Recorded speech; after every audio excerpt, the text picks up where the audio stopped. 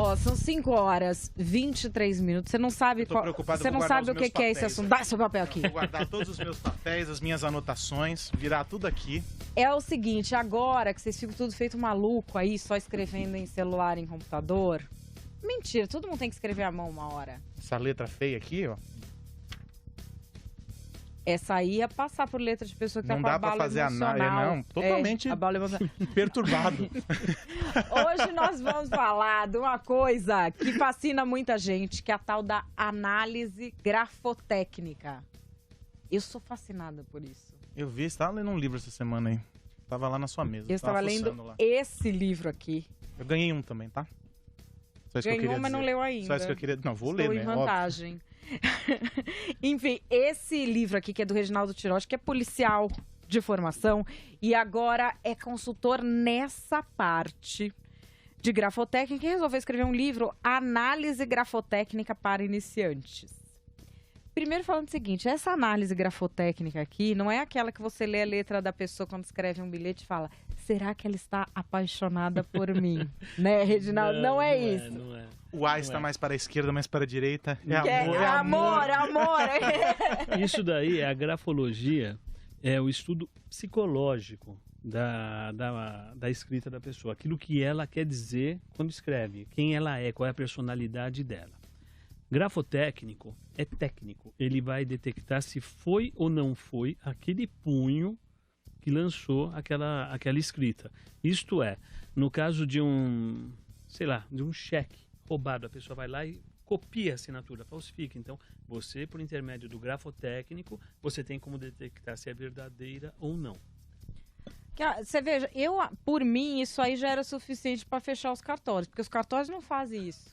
Eles vão lá e reconhecem sua firma. Pá, eu tava pensando isso agora. Eu já tive de reconhecer firma. Se eu tivesse mandado o meu irmão escrever, ia passar, porque... Sim, porque eles analisam por semelhança. Então, não analisa nada, chegou lá, cobrou e caixa. Você paga o valor que está na entrada, aí a análise foi feita. Mas é por semelhança, eles não estudam os pontos, os mínimos gráficos, os detalhes que realmente importam. Porque dentro de uma escrita, como numa cena de crime, onde existe um homicídio, um suicídio, o corpo fala. Ele te diz, olha, eu tomei um tiro, pegou aqui.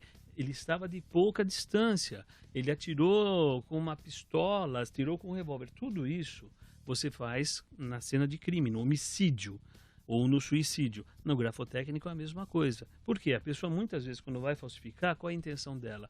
Escrever de forma parecida. E nem sempre isso significa que foi. Muitas vezes, quando você escreve alguma coisa, você pode ter um plurigrafismo, mas foi você que escreveu. Porque é praticamente impossível que a pessoa faça uma assinatura igual todas as vezes em que ela assina, né? Mas a assinatura é igual isso, digital, né? Então? Que de cada pessoa escreve só de um jeito? Não. Ou dá para escrever? Porque mesmo quem faz aquelas firulas todas, aquele monte de rabisco e... É mais fácil ainda de descobrir. Porque o que acontece? Vamos entrar num mérito, muito superficialmente. Quando você faz um movimento circular, o seu instrumento escritor derrapa. E esta derrapagem é como uma digital. E aí o jeito que você faz a curva... A forma que você lança. Então vamos imaginar, você fez um lançamento curvilíneo. Nesse lançamento, tá, a sua caneta, se for esferográfica principalmente, ela derrapa. E dentro dessa derrapagem, ela te deixa uma digital ali, uma forma de derrapagem. Entra nessa avaliação, por exemplo, a maneira como eu seguro a caneta. Sim, isso é chamado de mínimo gráfico. São os pequenos detalhes que são somados e demonstram se foi ou não foi do punho. E aí você pega um caso, por exemplo, que lhe apresenta uns documentos para avaliar, você parte de onde para seguir com aquela avaliação? Bom, qual que é o primeiro passo, a etapa zero? Primeira etapa, o perito não é um adivinho. Ele é um perito. Então, para você peritar, você precisa ter paradigmas, tá? Então, o que são os paradigmas? São, vamos dizer assim, no seu caso, escritas que você realmente efetuou. De posse dessas escritas, eu vou analisar tudo. Forma que você segurou o instrumento, forma que você escreve, forma que você derrapa, forma que você faz uma reta, por exemplo. Você tem alívio, você tem pressão.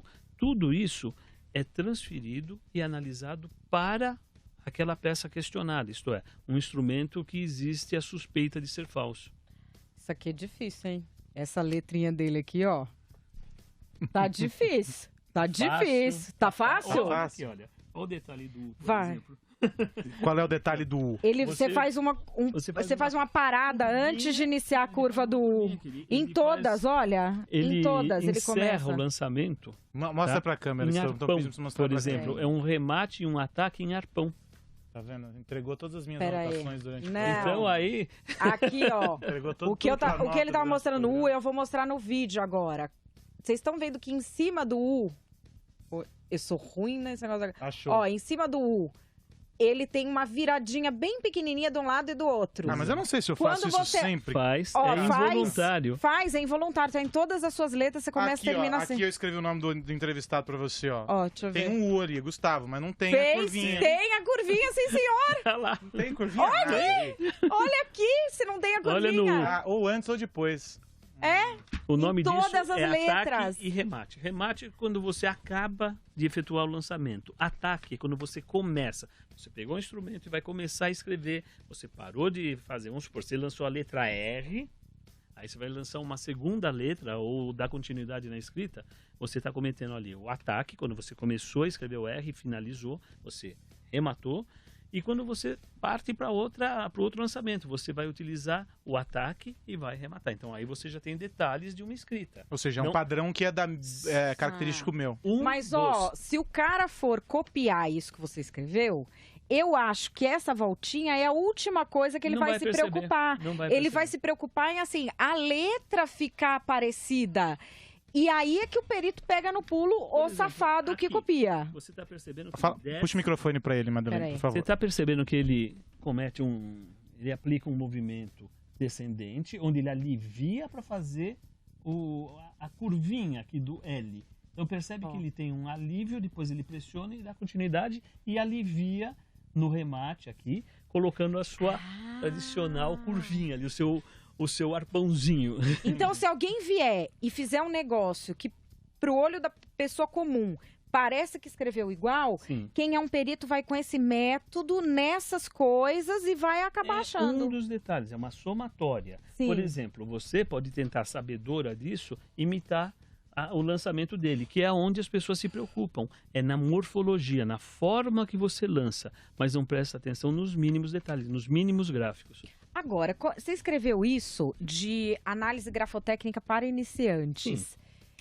O que o cidadão comum no que a gente pode se beneficiar disso? Ela vai usar Olha. isso contra mim, já descobri como ela vai se Tem beneficiar vários disso. livros disso na minha casa. Na Você vai ver realidade- a análise psicológica a hora que eu trouxer aqui.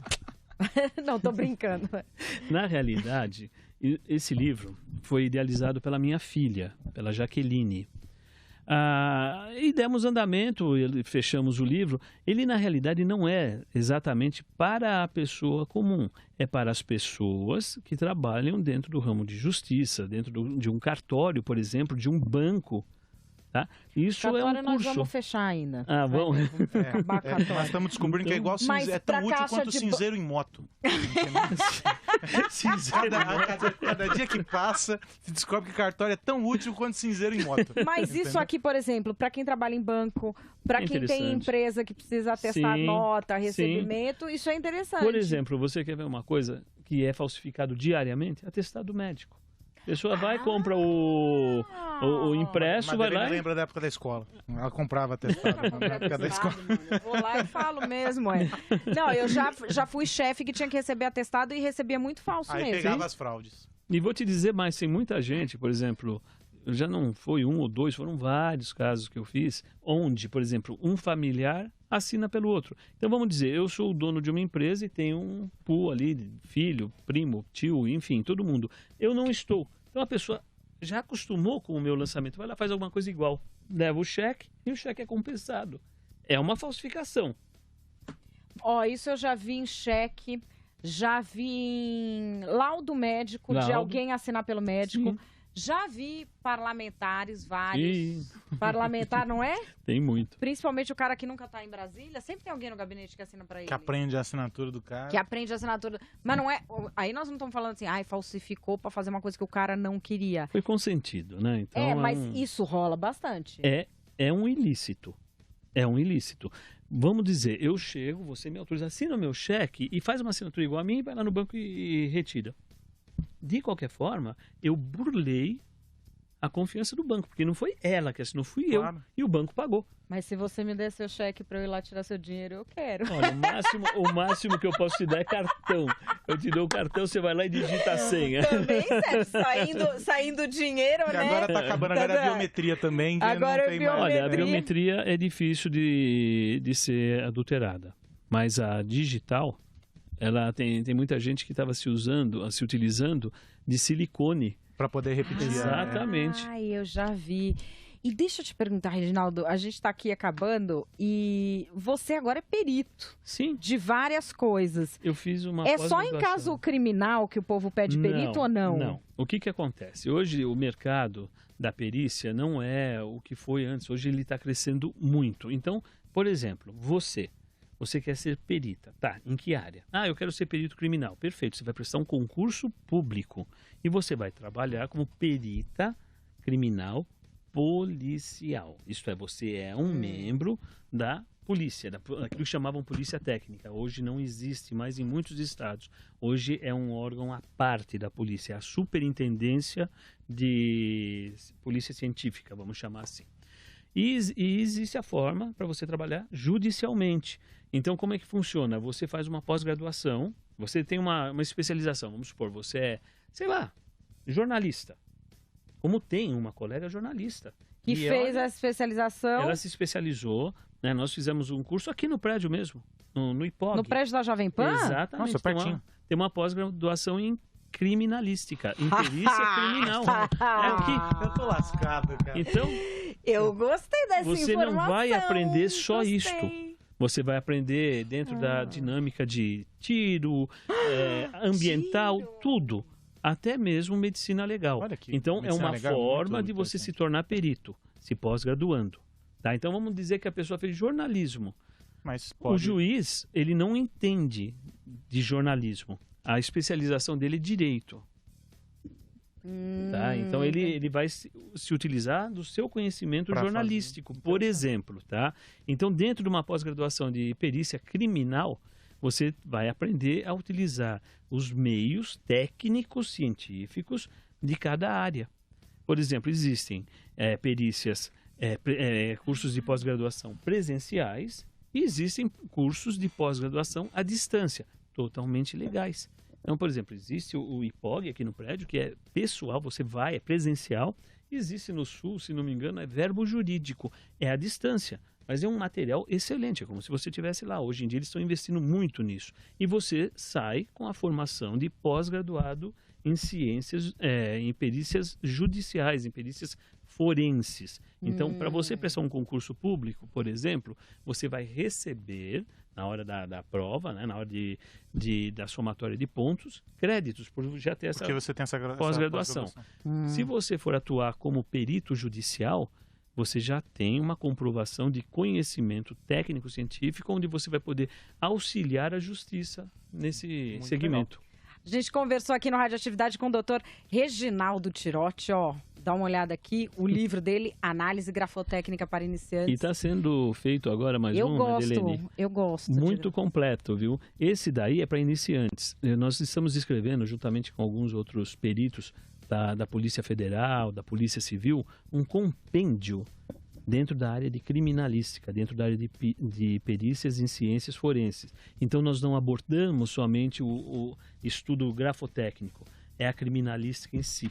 É o homicídio, o local de crime, é tudo. E são só os feras. Vai ser uma bíblia dentro desse segmento. Opa, boa sorte. Aí você volta aqui. Radioatividade. Radioatividade.